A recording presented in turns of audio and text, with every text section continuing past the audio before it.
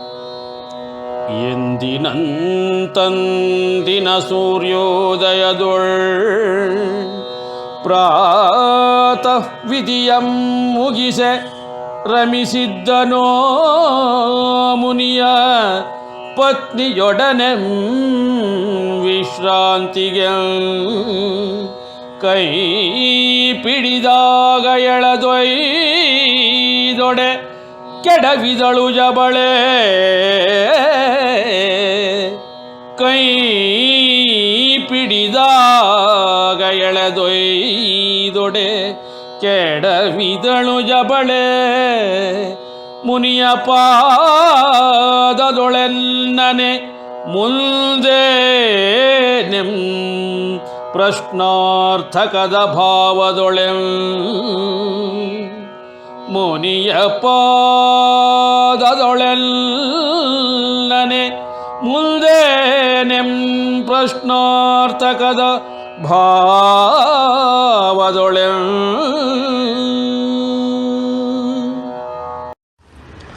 ಪ್ರತಿದಿನದ ರೀತಿಯಲ್ಲಿ ಅಂದು ಸೂರ್ಯೋದಯ ಆಯಿತು. ಆ ಋಷಿ ಆ ಸೂರ್ಯೋದಯಕ್ಕೆ ಮುನ್ನನೇ ಎದ್ದು ತನ್ನ ಪ್ರತಿನಿತ್ಯದ ಕೆಲಸಗಳನ್ನು ಅಂದರೆ ವಿಧಿಯನ್ನು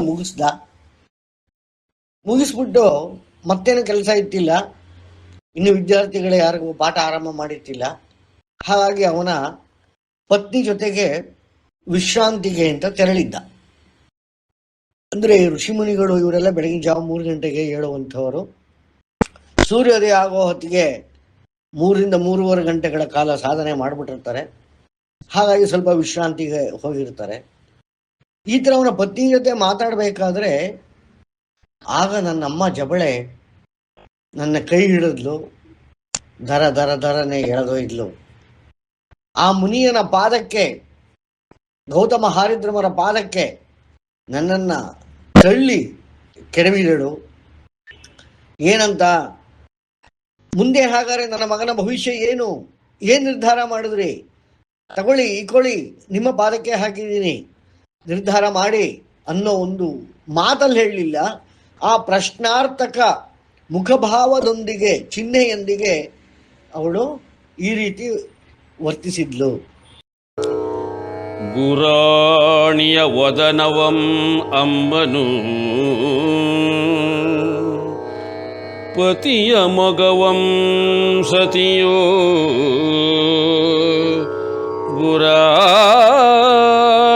ವದನವಂ ಅಂಬನು ಪತಿಯ ಮಗವಂ ಸತಿಯು ಅವಲೋಕಿಸಿದೊಳ್ ಅವಸರವ ಕಂಡರಿಯನಾದೆ ನಾಂ ಕ್ಷಣದಲೆ. ಪ್ರಮೇಯವನೀಂ ಅರ್ಥೈಸಿದೊಳ್ ಪ್ರಮೇಯವನೀಂ ಅರ್ಥೈಸಿದೊಳ್ ಮುನಿಯ ಮೌನ ಮುರಿದಾಡಿದಳ್. ಚಟಪಟಿಯ ಇವರಿರ್ವರೊಳೆಂ ಕಂಡೊಡೆ. ಚಟಪಟಿಯ ಇವರಿರ್ವರೊಳೆಂ ಕಂಡೊಡೆ. ಗಂಭೀರದಿ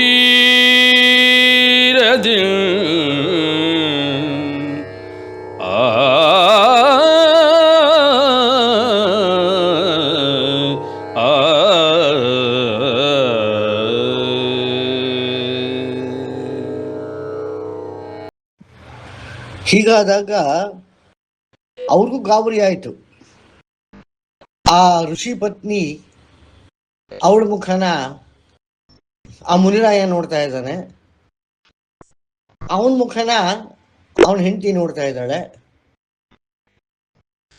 ಈ ಥರ ಒಬ್ಬರೊಬ್ಬರು ನೋಡ್ಕೊಂಡು ನನ್ನ ಮುಖ ನೋಡ್ತಾರೆ, ಅಮ್ಮನ ಮುಖ ನೋಡ್ತಾರೆ, ಅವರಿಬ್ರು ಮುಖ ನೋಡ್ಕೋತಾರೆ. ಇದೇನು ನಡೀತಾ ಇದೆ ಅಂತ ನನಗೆ ಆ ಕ್ಷಣ ಗೊತ್ತಾಗ್ಲಿಲ್ಲ ಅಂತ ಜಾಬಾಲಿ ಹೇಳ್ತಿದ್ದಾರೆ. ಆದರೆ ಕೊಂಚ ಸಮಯ ಆದ ತಕ್ಷಣನೇ ಏನಿದು ಪ್ರಾಬ್ಲಮ್ಮು ಅಂತ ಋಷಿಗೆ ಅರ್ಥ ಆಗೋಯ್ತು. ಯಾಕೆ ಹಿಂಗೆ ಮಾಡಿದ್ಲು, ಏಕೆ ಹಿಂದಿನ ಎಪಿಸೋಡ್ಗಳು ನೋಡ್ರೆ ನಿಮಗೆ ಅರ್ಥ ಆಗುತ್ತೆ. ಮುಂಜಿ ಮಾಡಿ ಕೇಳಿರ್ತಾಳೆ, ಆಗಲ್ಲ ತಂದೆ ಹೆಸರಿಲ್ದಲೆ ತಂದೆನ ಈಗ ನಾವು ಡಿಕ್ಲೇರ್ ಮಾಡೋಕ್ಕಾಗೋದಿಲ್ಲ ಅಫಿಷಿಯಲ್ ಆಗಿ ಅಂತೆಲ್ಲ ಹೇಳಿರ್ತಾರಲ್ಲ. ಓಹೋ, ಈ ಕಾರಣಕ್ಕೆ ಹಾಗಾದರೆ ನನ್ನ ಮಗನ ವಿಚಾರ ಏನು ಅಂದರೆ, ಹಿಂದೆ ಮುಂಜಿ ಮಾಡದೆ ವಿದ್ಯಾಭ್ಯಾಸ ಕೊಡ್ತಿದ್ದಿಲ್ಲ. ಆ ವಿದ್ಯಾಭ್ಯಾಸ ಕೊಡದಲ್ಲೇ ಮಗ ಮುಂದಕ್ಕೆ ಹೋಗೋದು ಹೇಗೆ? ಇದು ತಾಯಿಯ ಆಲೋಚನೆ. ಇದು ಈ ಪರಿಸ್ಥಿತಿ ಹೀಗಾಗಿದೆ ಅಂತ ನನಗೆ ಅರ್ಥವಾಯಿತು ಅಂತ ಜಾಬಾಲಿ ಹೇಳ್ತಾ ಇದ್ದಾರೆ. ಇದನ್ನ ಅರ್ಥ ಮಾಡಿಕೊಂಡಂಥ ಮುನಿಯ ಗೌತಮ ಹಾರಿದ್ರಮ ಆ ಮೌನವನ್ನು ಮುರಿದು ಇವರಿಬ್ಬರು ಒಬ್ರೊಬ್ರು ಮುಖ ನೋಡ್ಕೊಂಡು ಪ್ರಶ್ನಾರ್ಥಕ ಕ್ವಶನ್ಗಳನ್ನು ಕಣ್ಣುಗಳಲ್ಲೇ ಮುಖಗಳಲ್ಲೇ ಏನು ಮಾಡ್ತಾ ಇದ್ರು, ಅದನ್ನ ಮೌನ ಮುರಿದು ಮಾತನಾಡಲಿಕ್ಕೆ ಗಂಭೀರ ಗಂಟು ಅಂತ ಸರಿ ಮಾಡಿಕೊಂಡು ಗಂಭೀರದಿಂದ ಮಾತನಾಡಲಿಕ್ಕೆ ಆರಂಭ ಮಾಡಿದ ಯಾರು? ಗೌತಮ ಹಾರಿದ್ರಮ. ಧರ್ಮಗಳಂ ಕೂಲಂಕುಶದೊಳೆಂ ನಾನಾಲೋಚಿಸಿದೊಳೆ ಧರ್ಮಗಳಂ ಕೂಲಂಕುಶದೊಳೆಂ ನಾನಾಲೋಚಿಸಿದೊಳೆ ವಿಷಯವಂ ಅರಿತಿಹೆನೋ ನಾನೀಂ ಸಂಕೀರ್ಣವೇ ಕೃತಿಪ ನಿರ್ಧಾರವಿದೋ ಕಠಿಣವೆಂದೆನಿಪ ಕಾರಣದಿ ಕೃತಿಪ ನಿರ್ಧಾರವಿದೋ ಕಠಿಣವೆಂದೆನಿಪ ಕಾರಣದಿ ಉತ್ಕರ್ಷಣದೊಳ್ ನಿಷ್ಕರ್ಷಿಸೆಹನೆಂದನವ ಕ್ಷಮತೆಯಂ ಉತ್ಕರ್ಷಣದೊಳ್ ನಿಷ್ಕರ್ಷಿಸಿಹನೆಂದನವ ಕ್ಷಮತೆಯಂ ಆ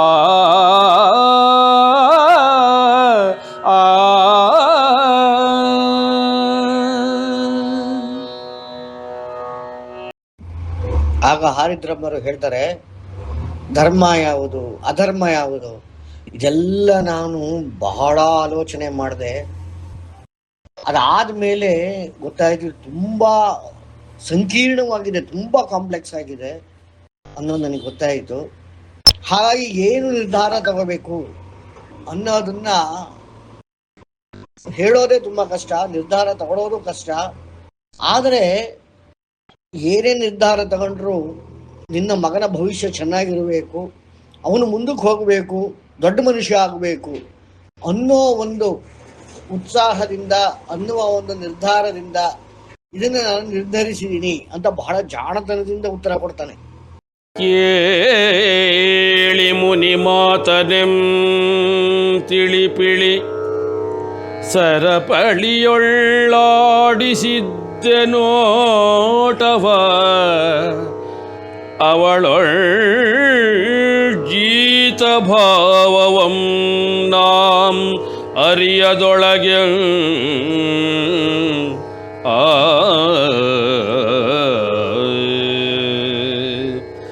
ಕಪಟವನರಿಯದ ಮುನಿ ಮನವಂ ಅರಿತಿದ್ದರಿಂ ಕಪಟವನರಿಯದ ಮುನಿ ಮನವಂ ಅರಿತಿದ್ದರಿಂ ಆಲಿಸಿದೆನೋ ಅವರನೇ ಕುತೂಹಲ ಶಿಶುವಾದ ಉತ್ಸಾಹದೊಳಗೆ ಆಲಿಸಿದೆನಾ ಅವರನೆ ಕುತೂಹಲ ಶಿಶುವಾದ ಉತ್ಸಾಹದೊಳಗೆ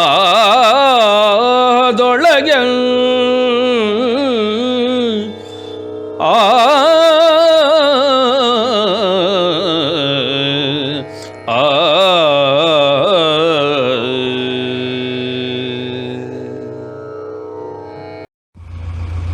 ಇದನ್ನ ಕೇಳಿಸ್ಕೊಂಡ ನಾನು, ಮುನಿವಾಣಿಯನ್ನ ಕೇಳಿಸ್ಕೊಂಡ ನಾನು ತಿಳಿಬಿಳಿಯಾಗಿ ಕಂಡುಬಿಡುತ್ತಾ ಅದರದ ಒಂದು ಸರಪಳಿಯೊಳಗೆ ನೋಡುತ್ತಾ ಕೇಳಿಸ್ಕೊಳ್ಳೋ ಪ್ರಯತ್ನ ಮಾಡಿದೆ. ಆದರೆ ನನಗೆ ಅರ್ಥವಾಗದಿದ್ದು ವಯಸ್ಸಿನಲ್ಲಿ ಅಂತಂದರೆ, ನನ್ನ ಅಮ್ಮ ಜೀತ ಭಾವದಲ್ಲಿದ್ದಾಳೆ, ಅಂದರೆ ಅವನು ಕಟ್ಟಿ ಹಾಕಿರೋ ಭಾವದಲ್ಲಿದ್ದಾಳೆ. ಅವಳಿಗೆ ಮುಂದಕ್ಕೆ ಏನು ಮಾಡಬೇಕು ಅಂತ ಗೊತ್ತಾಗ್ತಾ ಇಲ್ಲ. ಆ ಋಷಿ ಮತ್ತು ಅವನ ಪತ್ನಿ ಅವರಿಬ್ಬರು ಬಿಟ್ಟರೆ ಬೇರೆ ದಾರಿ ಇಲ್ಲ, ಮುಂದಕ್ಕೆ ಭವಿಷ್ಯವಿಲ್ಲ. ಆ ಒಂದು ಕಟ್ಟಿ ಹಾಕಿರೋ ಭಾವನೆಯಿಂದ ಅವಳಿದ್ದಾಳೆ ಅನ್ನೋದು ನನಗೆ ಅರ್ಥವಾಗಲಿಲ್ಲ. ಆದರೆ ನನಗೆ ಒಂದು ವಿಚಾರ ಅಂತ ಅಷ್ಟೊತ್ತಿಗೆ ಸ್ಪಷ್ಟವಾಗಿತ್ತು, ಈ ಮುನಿರಾಯ ಯಾವುದೇ ಕಪಟಿ ಅಲ್ಲ. ಅಂದ್ರೆ ಅವನು ಏನೇ ಮಾಡಿದ್ರು ಅದು ಕಠಿಣ ಅನ್ನಿಸ್ಬಹುದು, ನಮಗೆ ಅರ್ಥವಾಗದೇ ಇರಬಹುದು, ಅಮ್ಮಂಗೆ ಅರ್ಥ ಆಗದೆ ಇರ್ಬೋದು, ಜಗತ್ತಿಗೆ ಅರ್ಥ ಆಗದೆ ಇರ್ಬೋದು. ಆದರೆ ಅವನು ಕಪಟಿ ಅಲ್ಲ. ಅವನೇನೇ ಮಾಡಿದ್ರು ಅದರ ಹಿಂದೆ ಒಂದು ಮಹತ್ತರವಾದ ಉದ್ದೇಶ ಇರುತ್ತೆ, ಸತ್ಯವಿರುತ್ತೆ ಅಂತ ಅವನ ಮನಸ್ಸನ್ನು ನಾನು ತಿಳ್ಕೊಂಡಿದ್ದೆ. ಹಾಗಾಗಿ ಒಂದು ಉತ್ಸಾಹದಿಂದ ನಾನು ಅವರ ಮಾತನ್ನ ಆಲಿಸಲಿಕ್ಕೆ ಆರಂಭ ಮಾಡಿದೆ. ಆಶ್ರಮದೊಳಿಹ ಗೋವ ನೂರ ನಿವನೆಂ ವನದೆಂ ಕೂಡೆ, ಆಶ್ರಮದೊಳಿಹ ಗೋವ ನೂರ ನಿವನೆ ವನದೆಂ ಕೂಡೆ, ಸ್ವಂತದೊಳೆ ವೃದ್ಧಿ ಪಲಿವ ಸಹಸ್ರದೊಳೆ ಗೋವ ಸಂಖ್ಯೆಯಲೆ, ನಂತರ ಮಾತ್ರದೊಳಿವಂಗೆ ಸಂಸ್ಕಾರದಿಂ ವಿದ್ಯಾಭ್ಯಾಸದಾರಂಭವ್ಯಂ,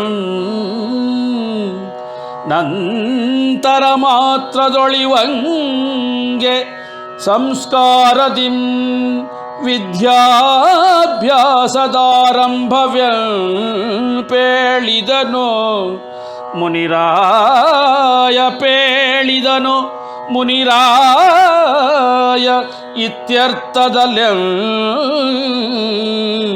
ಆ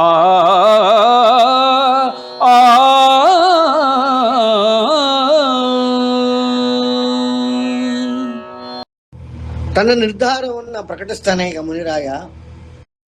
ನೋಡಮ್ಮ, ಆಶ್ರಮದಲ್ಲಿ 100 ಗೋವಿದೆ, ಅದನ್ನ ತಗೊಂಡು ಹೋಗ್ಬೇಕು. ಇವನು ಕಾಡೊಳಗೆ ಹೋಗ್ಬೇಕು, ಯಾರ ಸಹಾಯವಿರಬಾರ್ದು, ಇವನೊಬ್ಬನೇ ಇರಬೇಕು. ಅದನ್ನ 1,000 ಮಾಡಬೇಕು. ಆ ರೀತಿ ಮಾಡ್ಕೊಂಡು ಬಂದರೆ ಅರ್ಥ ಮಾಡ್ಕೋಬೇಕು. 100 ಇರೋದು 1000 ಆಗಬೇಕು ಅಂದ್ರೆ ಎಷ್ಟು ಕಾಲ ಬೇಕು? ನಾವು ಸುಮ್ಮನೆ ಲೆಕ್ಕ ಹಾಕೋಣ. ನಮಗೆ ಲೆಕ್ಕದಲ್ಲೇ ಗೊತ್ತಾಗ್ತದೆ, ಬಹಳ ವರ್ಷಗಳ ಕಾಲ ಹಿಡಿತದೆ. 100 ಇರೋದು ಒಂದೊಂದು 10 ಕರು ಹಾಕಬೇಕು ಅಂದ್ರೆ ವರ್ಷಗಳ ಕಾಲ ಹಿಡಿತದೆ.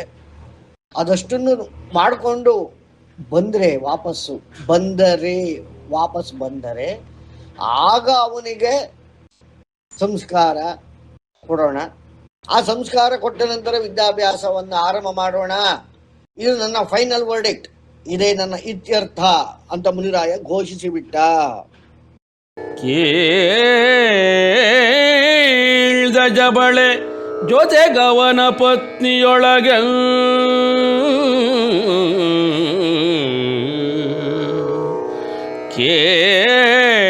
ಕೇಳ್ದ ಜಬಳೆ ಜೊತೆಗವನ ಪತ್ನಿಯೊಳಗೆ, ಋಷಿ ಪ್ರಕಟವಿದೋ ಘಾತಿಸಿಹೆ ಭ್ರಮಿಸಿತೋ ನಂತರಾಳವಂ ಹೊರತುಪಡಿಸ.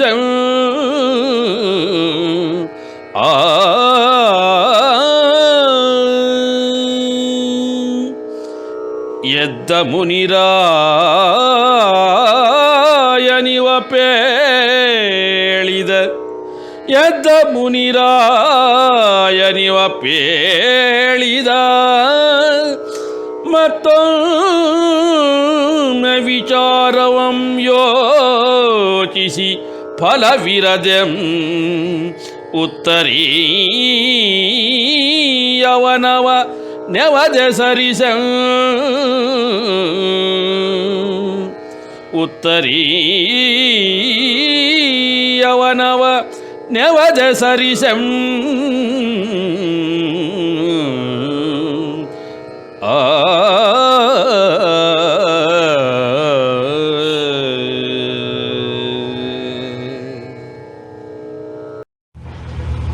ಈ ನಿರ್ಧಾರವನ್ನು ಕೇಳಿದಂತ ನಮ್ಮ ಜಬಳೆ ಅಷ್ಟೇ ಅಲ್ಲ, ಆ ಋಷಿ ಪತ್ನಿ ಇಬ್ರು ಗಾಬರಿ ಆಗೋಯ್ತು, ಅವರ ಮನಸ್ಸಿಗೆ ಘಾತಿ ಆಯಿತು. ಆದ್ರೆ ನನಗೆ ಹಾಗಾಗ್ಲಿಲ್ಲ. ಯಾಕೆಂದ್ರೆ ನನಗೆ ಋಷಿ ಏನೇ ಹೇಳಿದ್ರು ಅದರ ಹಿಂದೆ ಕಪಟವಿಲ್ಲ, ಅದರಿಂದ ಏನೋ ಮಹದೋದ್ದೇಶವಿದೆ ಅಂತ ನನಗೆ ಅನಿಸಿದ್ರಿಂದ ನನಗೆ ಭ್ರಮೆ ಆಗಲಿಲ್ಲ. ಆದರೆ ನನ್ನ ತಾಯಿ ಒಂದು ರೀತಿಯಾದ ಭ್ರಮೆಗೆ ಒಳಗಾದ್ಲು, ಋಷಿ ಪತ್ನಿಯೂ ಒಂಥರ ಗಾಬರಿಗೆ ಒಳಗಾಗಿ ಅವಳು ಏನೇನು ಯೋಚನೆ ಮಾಡೋಕ್ಕೆ ಶುರು ಮಾಡಿದ್ಲು. ಕೊಂಚ ಕಾಲ ಮೌನ ಆವರಿಸ್ತು. ಇದನ್ನು ನೋಡಿದ ಮುನಿ ಹೇಳ್ದ, ಎದ್ದು ನಿಂತ್ಕೊಂಡ, ಹೆಗಲ ಮೇಲಿದ ಉತ್ತರೀಯವನ್ನ ಒಂದ್ಸಲಿ ಸರಿಸ್ಕೊಂಡ, ಒಂದು ನೆವ ಅನ್ನೋ ಹಾಗೆ. ಅಂದ್ರೆ ಇಲ್ಲಿ ಗಮನಿಸಿ ಅನ್ನೋ ಒಂದು ಇನ್ಸ್ಟ್ರಕ್ಷನ್ ಬಾಯಲ್ಲಿ ಹೇಳಲಿಲ್ಲ. ಅವನು ಉತ್ತರೀಯವನ್ನ ಸರಿಸಿದಾಗ, ಸರಿ ಮಾಡಿಕೊಂಡಾಗ ಅದೇ ಒಂದು ಸೂಚನೆಯಾಗಿತ್ತು. ಎಲೆಯಲ್ಲಿ ಕೇಳಿ ಅನ್ನೋ ರೀತಿಯಲ್ಲಿ ಹೇಳ್ದ.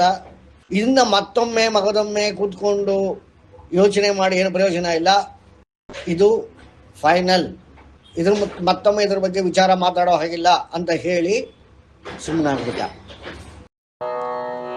ಅಷ್ಟದೊಳಿಹ ಬಾಲಕನ ಕಷ್ಟದಿಂ ಉದ್ಧರಿಪವಳ್, ಅಷ್ಟದೊಳಿಹ ಬಾಲಕನ ಕಷ್ಟದಿಂ ಉದ್ಧರಿಪವಳ್, ಸ್ಪಷ್ಟ ಲಕ್ಷಣವಿರದಿಹುದೋ ಇವರೊಳಿಷ್ಟದ ನಿರ್ಧಾರದೊಳಗೆ.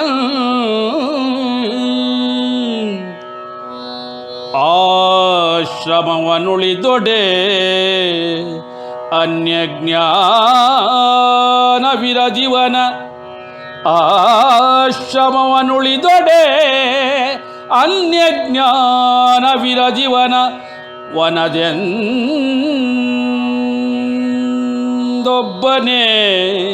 ಹೇಗಿರುವನೆಂ ತೊಳಲಿದಳೋ ಜಬಳೆ ಮನದೊಳಗೊಳಗೆ. ಕೇವಲ 8 ವರ್ಷ ನನಗಾಗ. ಆ 8 ವರ್ಷದಲ್ಲಿರುವ ನನ್ನನ್ನು ಕಷ್ಟದಿಂದ ಪಾರು ಮಾಡುವ ರೀತಿಯೇ ಇದು, ಉದ್ಧರಿಸುವಂತಹ ಸ್ಪಷ್ಟ ಲಕ್ಷಣವೇ ಇದು. ಏನೋ ಇವರಿಷ್ಟ ಬಂದಂಗೆ ಈ ನಿರ್ಧಾರವನ್ನ ತೆಗೆದುಕೊಂಡ್ಬಿಟ್ರಲ್ಲ ಮುನಿಗಳು. ಇವನಿಗೆ ಆಶ್ರಮ ಬಿಟ್ಟು ಹೊರಗಡೆ ಪ್ರಪಂಚನೇ ಗೊತ್ತಿಲ್ಲ, ಆಶ್ರಮ ಬೇಲಿನೇ ದಾಟ್ದವನಲ್ಲ, ಆಶ್ರಮ ವಾಸಿಗಳನ್ನ ಬಿಟ್ರೆ ಸಮಾಜದಲ್ಲಿ ಇದ್ದವನಲ್ಲ, ಇನ್ನು ಕಾಡಂತೂ ದೂರ, ಗೊತ್ತೇ ಇಲ್ಲ. ಅಂಥವನು 100 ಹಸುಗಳನ್ನ ತಗೊಂಡು 1000 ಮಾಡ್ಕೊಂಬ ಅಂತಂತ 8 ವರ್ಷದ ನನ್ನನ್ನ ಕಳಿಸಿದ್ರೆ ನಾನು ನಿಜವಾದ ವಾಪಸ್ ಬರ್ತೀನ? ಈ ಚಿಂತೆ ನನ್ನ ತಾಯಿಗೆ, ಜಬಳೆಗೆ ಆಗಿ ಅವಳು ಒಳಗೊಳಗಡೆ ತುಂಬಾ ಕೊರಗಿಬಿಟ್ಲು. ಉದ್ದೇಶವೇನಿರೆ ಮನುಷ್ಯತ್ವವಿರಬೇಡವೆ ಮುನಿಗೆ, ಉದ್ದೇಶವೇನಿರೆ ಮನುಷ್ಯತ್ವವಿರಬೇಡವೇ ಮುನಿಗೆ, ಸ್ವರಕ್ಷಣೆಯಂ ತಿಳಿಯದ ನಿವ ರಕ್ಷಿಪನೇ ಗೋವುಗಳನೆಂ, ನನ್ನೀ ವಿಧಿ ಬರಹದೊಳ್ ಪುತ್ರನೆ ತಳ್ಳಿಹೆನೆಲ್, ಚಚ್ಚಿದಳ್ ಹಣೆಯಂ ಜಬಳೆ ಪ್ರಾರಬ್ಧವಂ ಹಳಿದೊಡೆ ಅಡಿಗಡಿಗೆ, ಚಚ್ಚಿದಳ್ ಹಣೆಯಂ ಜಬಳೆ ಪ್ರಾರಬ್ಧವಂ ಹಳಿದೊಡೆ ಅಡಿಗಡಿಗೆ, ಪ್ರಾರಬ್ಧವಂ ಹಳಿದೊಡೆ ಅಡಿಗಡಿಗೆ.